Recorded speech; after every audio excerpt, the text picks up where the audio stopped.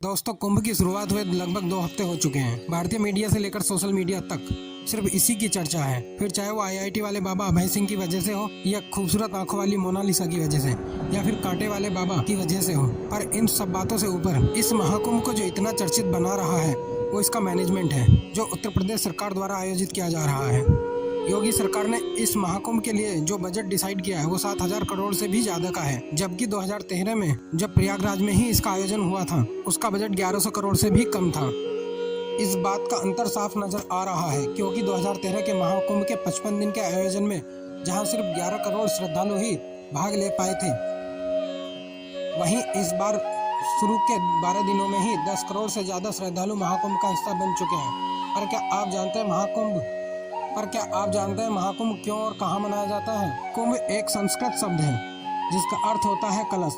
अब जैसा हमारे हिंदू पुराणों में इसके प्रमाण मिलते हैं, उसके अनुसार महर्षि दुर्वासा के श्राप के कारण देवता जब बिल्कुल कमजोर हो गए थे, तब राक्षसों ने देवताओं पर आक्रमण कर उन्हें परास्त कर दिया। उसके बाद सभी देवता मिलकर भगवान विष्णु के पास गए और सारा वृत्तांत सुनाया।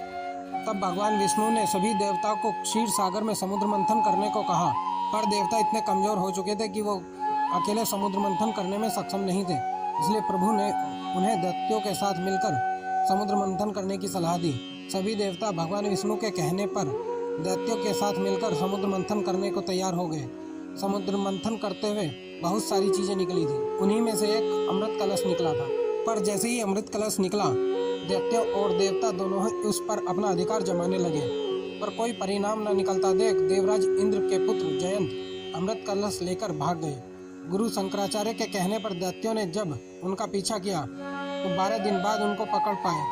पर जब जयंत भाग रहे थे, उस समय अमृत की कुछ बूंदें धरती पर गिरी, जिनमें पहली बूंद प्रयागराज, दूसरी बूंद हरिद्वार, तीसरी बूंद उज्जैन और चौथी बूंद नासिक में गिरी थी। अब देवताओं के 12 दिन धरती के 12 साल के बराबर होते हैं, इसलिए 12 साल में कुंभ मेला का आयोजन किया जाता है और 144 साल पूरे होने पर सिंहस्थ महाकुंभ का आयोजन किया जाता है। और जो इस बार प्रयागराज में आयोजित हो रहा है वो एक सिंहस्थ महाकुंभ है, क्योंकि गणना के अनुसार 144 बाद महाकुंभ के आयोजन को ही सिंहस्थ महाकुंभ का दर्जा मिलता है। किसी भी मानव जीवन में ये गणना और सौभाग्य दोबारा नहीं मिल पाता, इसलिए इस कुंभ का महत्व और भी बढ़ जाता है। और इससे वैसे महाकुंभ में किसी भी दिन स्नान करना सौभाग्य की बात है, पर महाकुंभ में कुछ दिन शाही स्नान के रूप में आरक्षित होते हैं। अब आप सोचेंगे कि सभी दिन पावन है तो फिर शाही स्नान क्या होता है? शाही स्नान से जुड़ी कई धार्मिक मान्यताएं हैं। एक धार्मिक मान्यता के अनुसार सूर्य, गुरु जैसे राजसी ग्रहों की स्थिति देखकर शाही स्नान की तिथि निर्धारित की जाती है। यह ग्रह व्यक्ति को धन, वैभव और सुख संपत्ति और सुख शांति प्रदान करने में मदद करते हैं। ऐसे में शाही स्नान के प्रभाव से सुख समृद्धि की प्राप्ति होती है।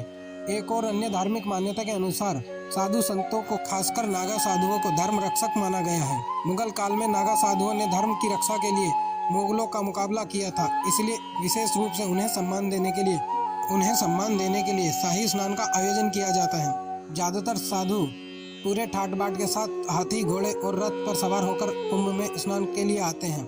नागा साधुओं के शाही अंदाज को देखकर ही इसे शाही स्नान कहा गया है।